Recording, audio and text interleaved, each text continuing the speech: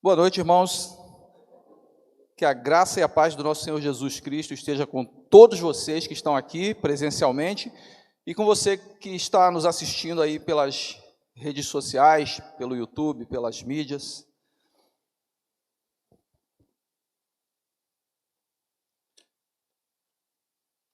Queridos, eu me sinto muito honrado, muito feliz de mais uma vez estar neste púlpito pregando. Queria agradecer primeiramente a Deus, depois ao pastor Edgar, ao pastor Levi, que me concedeu também essa honra de estar aqui. Queria dizer que é um momento de muita alegria, mas sempre é um momento de tensão.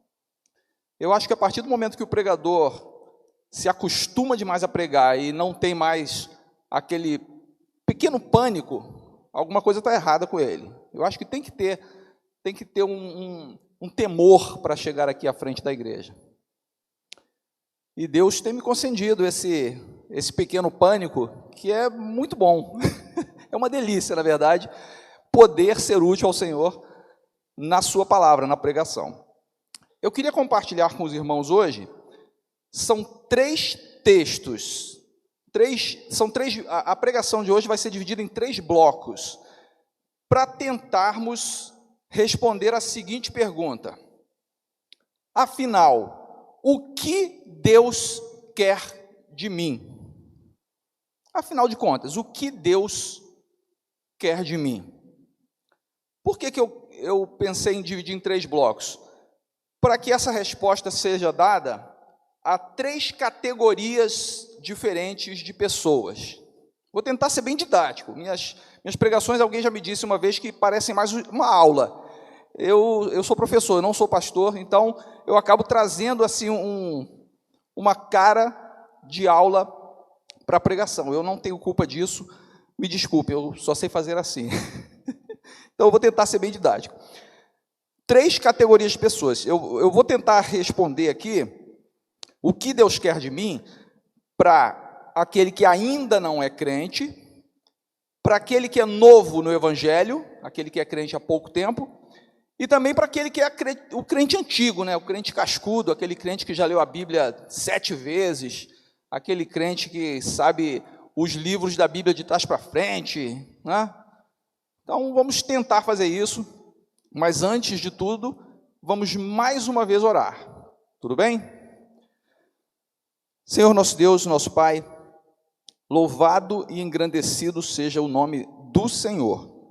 Queremos pedir ao Teu Espírito Santo que seja, ó Deus, o pregador da noite, que o Senhor use a minha vida, que o Senhor fale aquilo que nós precisamos ouvir, não aquilo que queremos, mas o que precisamos, e que acima de tudo, o Teu nome seja glorificado. Em nome de Jesus é que nós pedimos. Amém. A Bíblia, ela é muito extensa, é um livro grande. E é quase impossível que alguém decore a Bíblia. Eu não vou dizer que é impossível, porque tem gente que faz coisas inacreditáveis, né? Eu fiquei sabendo de uma pessoa que, isso há muitos anos, um deficiente, um cadeirante, que decorou a lista telefônica da cidade de Nova York, um americano. Ele era ex-jogador ele já é falecido, né? Ele era jogador de basquete, sofreu um acidente, foi parar numa cadeira de rodas, e para matar o tempo, ele começou a decorar os telefones de uma cidade gigantesca, que é Nova York. Então, decorar a Bíblia inteira me parece uma missão impossível, mas talvez alguém consiga fazer isso. Então, por a Bíblia ser muito extensa e ser extremamente difícil decorar toda ela, nós podemos pegar algumas passagens que resumem princípios bíblicos, ou resumem muitos ensinamentos, em poucas frases. Não estou dizendo que isso substitui a leitura da Bíblia. Vamos ler toda a Bíblia. Mas tem passagens chaves que conseguem condensar grandes partes da Bíblia num momento, numa pequena passagem. E para tentar responder, afinal, o que Deus quer de mim para essas 3 categorias de pessoas, nós vamos então ler 3 pequenos trechos da Bíblia e tentar aprender com isso. O primeiro trecho, que é para tentar responder aquele que ainda não é crente, o que Deus quer de mim, o que Deus quer do ainda não crente, é um dos textos mais conhecidos pela igreja. João, capítulo 3, versículo 16. Só que nós vamos ler até o 19, porque nós decoramos o 16, nós sabemos tudo do 16, mas ele é muito mais lido do que o restante do trecho até o 19. Nós vamos ler até o 19 para entender o que Deus quer do não crente. João, capítulo 3, versículos 16 ao 19. Porque Deus amou o mundo de tal maneira que deu seu Filho unigênito, para que todo aquele que nele crê não pereça, mas tenha a vida eterna. Porque Deus enviou o seu Filho ao mundo, não para que condenasse o mundo, mas para que o mundo fosse salvo por ele. Quem crê nele não é condenado, mas quem não crê já está condenado, porquanto não crê no nome do unigênito Filho de Deus. Versículo 19. E a condenação é esta, que a luz veio ao mundo, e os homens amaram mais as trevas do que a luz, porque as suas obras eram más. E aí eu tenho uma notícia boa e uma ruim para você que está nos assistindo e ainda não é evangélico, ainda não é cristão, ainda não se entregou a Deus. A notícia ruim é que, segundo o que nós lemos aqui, você já está condenado. Calma, não desligue o seu aparelho, não desligue a sua Smart TV. Você já está condenado, essa é a notícia ruim. Mas eu tenho uma excelente notícia para você. Essa condenação pode ser revertida em salvação. Todo aquele que crê no Filho de Deus é salvo. Quem não crê está condenado. Peça fé a Deus para que você creia no Filho dele. É uma coisa paradoxal, né? Você pedir fé não crendo, mas é assim que funciona mesmo. Ninguém nasce crente, ninguém nasceu acreditando em Deus, ninguém nasceu convertido. Todos nós aqui presentes tivemos uma experiência de conversão. Todos nós um dia fomos incrédulos e hoje nós cremos. E se você, que ainda não crê, pedir a Deus, Deus pode encher o seu coração de fé. Ele é o autor da fé. Ele é o autor da salvação. Então, você está condenado, mas tem jeito para isso. Creia no Filho unigênito de Deus e você terá essa condenação apagada, porque ele já foi condenado na cruz por você. E ele é o único que pode trocar a sua morte pela vida eterna que ele tem. Ele te dá a vida eterna e morre na cruz no seu lugar, como já morreu. Creia nisso, acredite nisso. A palavra de Deus não mente. Se ela diz que todo o que crer será salvo, todo o que crer será salvo. Então, o que Deus quer de mim? Respondendo para o que ainda não é crente. Que você creia no Filho único de Deus, no Filho primogênito, unigênito, naquele que não tinha pecado nenhum, nunca teve, nunca terá, e mesmo assim se entregou pelo pecador que nada valia, não tinha o menor valor para os homens, para Deus tinha tanto valor, que mereceu que o seu próprio filho morresse no lugar daquele pecador. O que Deus quer de mim, afinal? Que eu creia. Essas 3 categorias, gente, servem para todos nós, tá? Para todas as 3 categorias, as 3 categorias servem. Não, a gente não se encaixa só em uma delas, não. Quem condena o homem é o próprio homem. Segundo o texto aqui, olha, aquele que não crê já está condenado. E no versículo 17, nós lemos há pouco tempo que o Filho não veio para condenar o mundo, mas para que o mundo fosse salvo por ele. Então, se você está condenado, não foi o Filho que te condenou. O próprio homem se condena, mas Jesus o redime. Jesus apaga a transgressão, apaga a condenação e concede uma vida de bênçãos, uma vida plena e uma vida eterna depois que nós baixarmos a sepultura. A segunda categoria, o novo crente, o novo no Evangelho. Afinal, o que Deus quer de mim? Acabei de me converter, ainda não tenho muito tempo de vida cristã, mas o que Deus quer de mim? A Bíblia é tão complexa, tão grande, é tanta ordem que eu tenho que seguir, é tanta coisa que eu tenho que obedecer, é tanta coisa para eu aprender, para eu entender. Onde é que estaria um pequeno trecho que pudesse resumir isso para o novo crente? Eu tenho aqui a mesma passagem em 3 evangelhos diferentes, tá? Mateus cuidou de escrever sobre isso, Marcos também, e também Lucas. Eu vou ler aqui o de Lucas, sem nenhuma preferência, mas eu acho que o de Lucas se encaixa melhor neste momento, mas nós vamos ver que as 3 passagens se completam de uma forma maravilhosa, tá? Lucas, no capítulo 10, do versículo 25 até o 28. Lucas 10, 25 a 28. Um doutor da lei, alguém que conhecia muito do que nós chamamos de Antigo Testamento, e veio conversar com Jesus. E assim diz Lucas 10.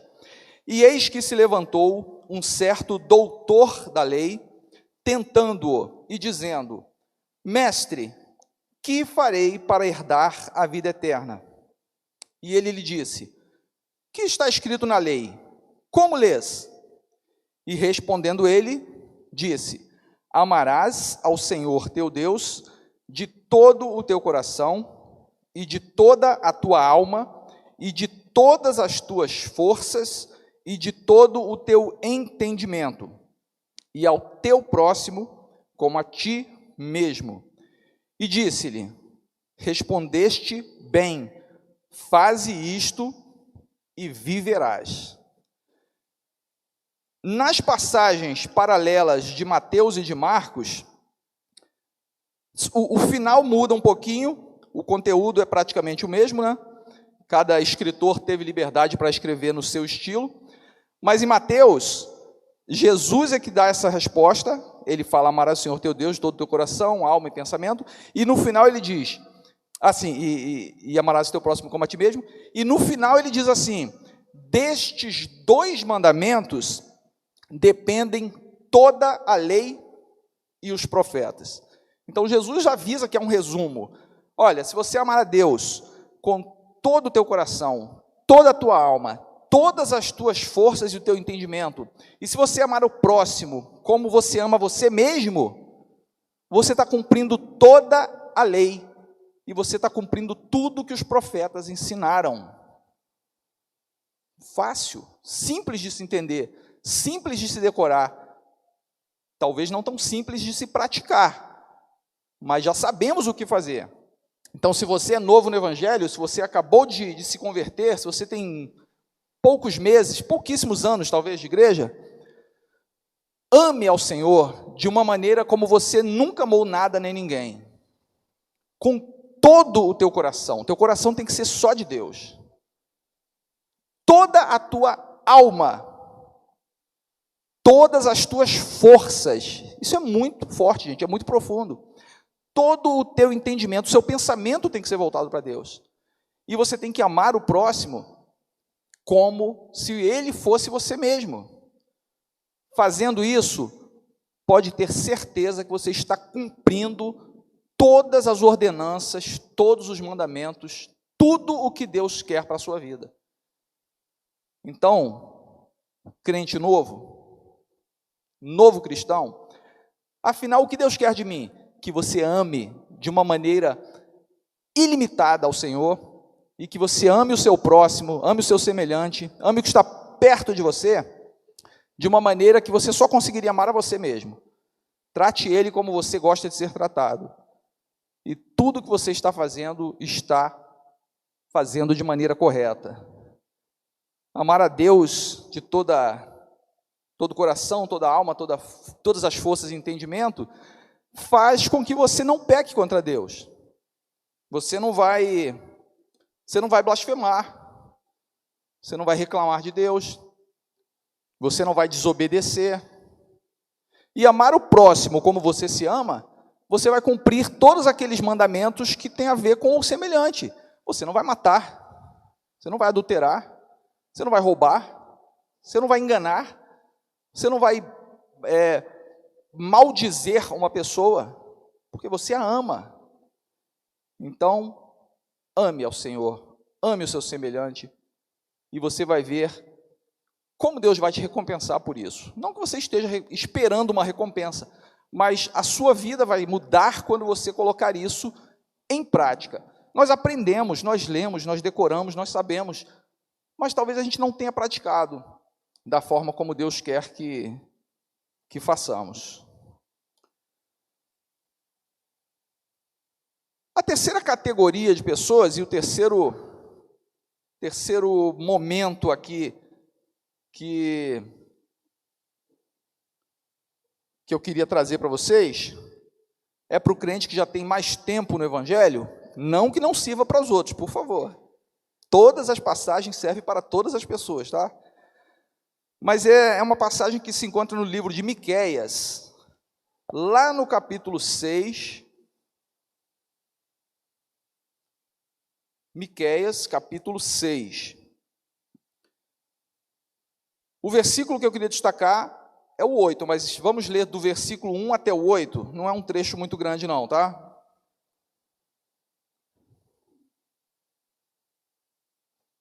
Miqueias, capítulo 6, a partir do versículo 1. Ouvi agora o que diz o Senhor. Levanta-te, contende com os montes, e ouçam os outeiros a tua voz. Ouvi, montes, a demanda do Senhor, e vós, fortes fundamentos da terra, porque o Senhor tem uma demanda com o seu povo, e com Israel entrará em juízo. Ó povo meu, que te tenho feito, e com que te enfadei? Testifica contra mim, porque te fiz subir da terra do Egito, e da casa da servidão te remi, e enviei adiante de ti a Moisés, Arão e Miriam. Povo meu, lembra-te agora do que consultou Balaque, rei de Moabe, e o que lhe respondeu Balaão, filho de Beor, e do que aconteceu desde Sitim até Gilgal, para que conheças as justiças do Senhor. Com que me apresentarei ao Senhor e me inclinarei diante do Deus Altíssimo? Apresentar-me-ei diante dele com holocaustos, com bezerros de 1 ano? Agradar-se-á o Senhor de milhares de carneiros, ou de 10.000 ribeiros de azeite? Darei o meu primogênito pela minha transgressão, o fruto do meu ventre pelo pecado da minha alma? Para aqui no 7 um pouquinho. Miqueias 6 é um capítulo em que há uma discussão entre o homem e Deus. Deus manda o homem colocar os seus argumentos sobre a mesa, e Deus coloca os dele. Deus fala assim no versículo 1, levanta-te, contende com os montes, os outeiros aí, os montes, as montanhas vão ouvir sua voz. Aí depois no versículo 2 diz assim, ouçam montes, agora a demanda do Senhor, vós, fortes fundamentos da terra, porque Deus tem uma demanda com o seu povo. Com Israel, que é o povo de Deus, no Antigo Testamento, Deus vai entrar em juízo, vai haver agora uma discussão. E aí no versículo 3, Deus diz assim, o que eu tenho feito com você, meu povo, que você tanto tem reclamado de mim? No que é que eu estou enfadando você? Eu estou enchendo a sua paciência em quê? Me diga. Aí Deus carinhosamente coloca diante do povo, a gente poderia dizer que joga na cara, mas Deus, ele é educado, né? Deus é bondoso, Deus é misericordioso. Então ele, com jeitinho, ele diz assim: eu fiz você subir da terra do Egito, eu tirei você da escravidão, eu levantei líderes, Moisés, Arão, Miriam.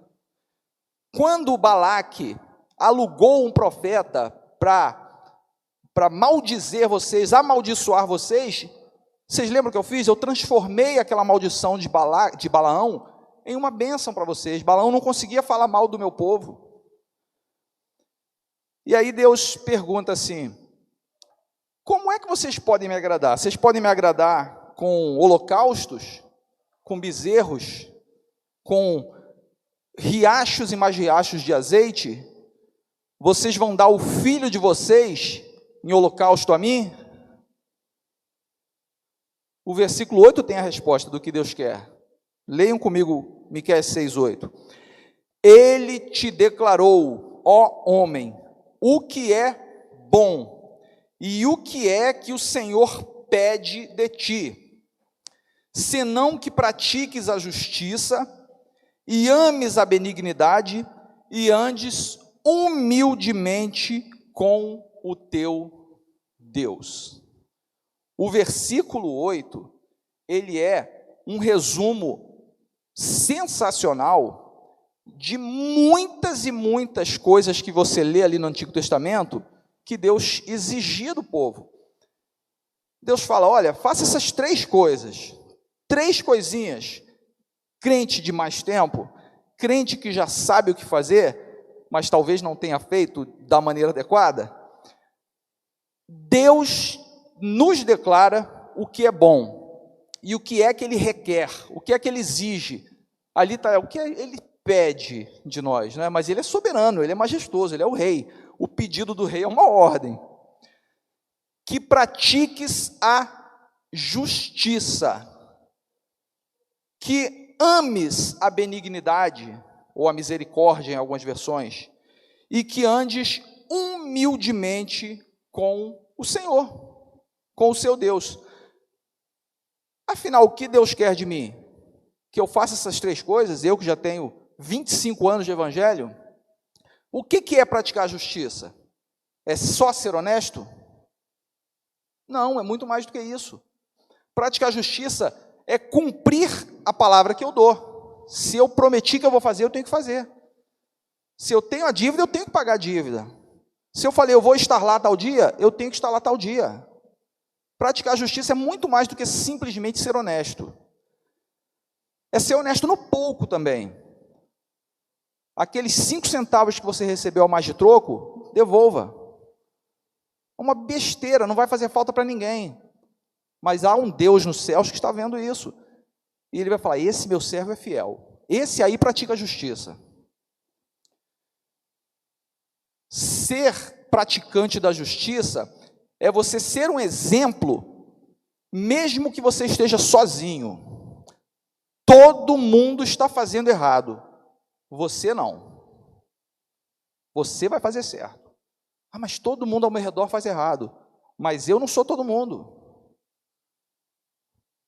Vocês lembram dos profetas de Baal? Né? Centenas deles. E Elias, sentindo-se sozinho, contendeu com todos eles. Deus deu vitória. Depois até Deus mostrou que havia mais gente fiel em Israel. Não eram tantas pessoas, mas era um grupo considerável. Elias foi na contramão do povo, do povão. Ele falou assim: eu vou ser diferente do restante. Todo mundo está fazendo gato na luz, gato na água. Eu não vou fazer. Todo mundo está tirando proveito daquela situação ali. Eu não vou tirar. Todo mundo está conseguindo ter lucro nisso aqui. Eu não vou ter. Eu vi que está errado. Então, praticar a justiça é ser um bom exemplo, mesmo que você esteja isolado, sozinho. O único bom exemplo é você. Continue sendo. Amar a misericórdia, o segundo ponto ali do versículo 8. É só ser bonzinho? Amar a benevolência, amar a misericórdia? É ser bonzinho, só isso? É muito mais do que isso. Amar a misericórdia é orar por quem te odeia. Sabe aquela pessoa que queria ver você no caixão? A pessoa te odeia, ela te detesta. Se ela pudesse, ela te matava. Ore por ela. Mas ore mesmo, ore como se você amasse essa pessoa com todo o seu amor. Tenha misericórdia. Misericórdia é uma bondade excepcional, extrema. Tenha pena dessa pessoa. Se ela te odeia, algo está errado com ela, não é com você. Então ore por ela. Ore por ela tanto quanto você ora pela sua família, pelos seus amigos, pelas suas pessoas amadas. Não pague o mal com mal. Isso é amar a misericórdia. Alguém te prejudicou. Você tem a chance de descontar. Isso é justo, não é? Não estou fazendo nada demais. A pessoa fez isso comigo, vou fazer isso com ela. Não. Não pague o mal com mal. Nunca. Esqueça isso de pagar o mal com mal. Pague o mal com uma coisa espetacular que é o bem, que é o amor, que é o perdão. O pastor Levi, eu encho o peito de falar isso, né? Ele foi meu aluno do discipulado. Só que ele ensinou muito para o nosso grupo, muito. E numa das aulas de discipulado sobre perdão, ele disse para o nosso grupo: perdão é, acho eu, a coisa mais difícil da vida cristã, é perdoar. Não sei se ele vai lembrar disso, eu gravei, eu tenho isso gravado mesmo. O perdão é uma coisa dificílima, mas importantíssima. Sem perdão, não há salvação. Imagina se Deus não nos perdoasse. Então, perdoe. Não pague o mal com o mal. Nunca. A pessoa pode fazer horrores contra você. Queira o bem dela. Faça o bem. Ela vai se surpreender. Talvez ela se arrependa daquele mal que fez a você. E quem sabe vocês não passam a ser grandes amigos. Isso não é impossível. Ajude quem nunca te ajudou. Sabe aquela pessoa que nunca faz nada para te ajudar? Nunca faz nada para o seu bem? Ajude ela nas necessidades dela. Isso é amar a misericórdia. E andar humildemente com Deus. O que seria isso? Humildade é uma coisa delicada. Nós sabemos que em alguns casos a humildade passa muito longe de quem devia dar o exemplo, não é verdade? Quem mais deveria mostrar humildade torna-se soberbo. Então, não alimente a soberba. Você, eu, somos nada, não somos ninguém. Nós somos servos, não somos senhores. Não somos doutores de nada, não somos majestades, não somos excelências. Somos servos de Deus. Esse lugar de servo tem que ser assumido pelo servo. Então, não alimente a soberba, em hipótese alguma. Não se considere melhor do que ninguém. Às vezes a gente tem essa tendência, né? Vamos falar a verdade. Eu sou crente, eu sou melhor do que aquele que não é crente. Não. Todos nós, o crente e o não crente, todos nós estivemos ou estamos sujeitos ao pecado e dependemos, carecemos da graça e da misericórdia de Deus. O crente não é melhor do que os outros. Ele alcançou algo que ele não merece. Ninguém merece a salvação. Ninguém merece a salvação. Os que alcançam são premiados com uma coisa que é impagável. Então não se sinta melhor do que ninguém. Porque você é bom em alguma coisa e a pessoa não é tão boa naquilo, ensine a ela a fazer como você faz, para ela fazer tão bem quanto você. Não faça algo esperando uma recompensa. Isso é interessante, porque nós temos a tendência de fazer alguma coisa que vai nos trazer algum benefício, ou uma alegria, ou um lucro, ou um contentamento. Dificilmente a gente vai fazer algo esperando nada. A gente quer obter alguma coisa pela ação que nós praticamos. Então, nós sempre esperamos uma recompensa. Por menor que seja, precisamos de uma recompensa, queremos uma recompensa. Seja humilde, faça alguma coisa sem esperar nada. A palavra de Deus fala sobre isso, né? Temos que ajudar o necessitado sem esperar nada. O necessitado não tem para dar. Deus tem, mas Deus não é obrigado também a te dar não, tá? Você não pode cobrar de Deus como alguns aí cobram, né? Não, Deus, encosta Deus na parede. Olha aí, olha, eu fui fiel, agora eu quero ver, abre as janelas dos céus para mim. Não é assim. Uma vez, eu ainda novo crente, 1900 e arco-íris, preto e branco ainda, um professor de escola bíblica, já falecido,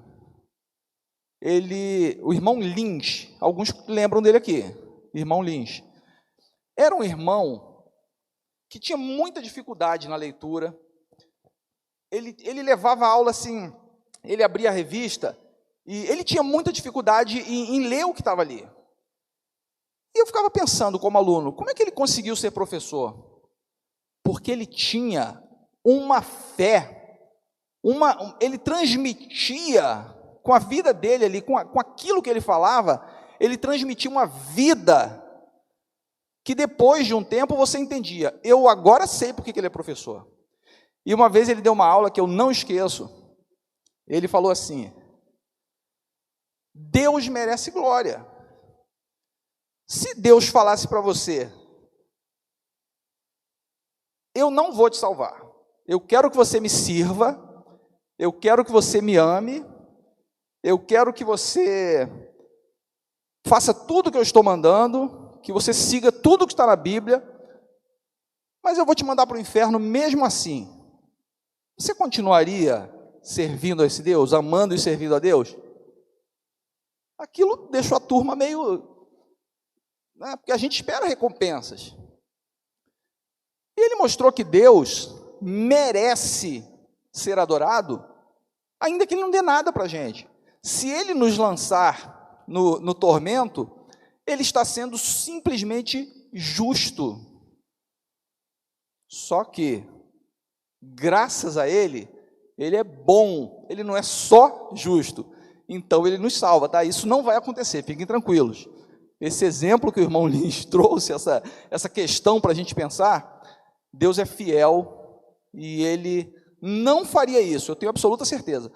Mas aquilo me botou realmente numa situação difícil, porque eu fiquei pensando, será que eu continuaria querendo saber de Deus se Ele dissesse, eu não vou te dar nada, não vou te abençoar, quero que você faça tudo certo, mas eu não vou te abençoar. E Ele merece glórias e honras mesmo assim. É uma bênção que Ele nos recompense, mas nós não podemos viver por causa da recompensa, não podemos fazer as coisas corretas por causa da recompensa.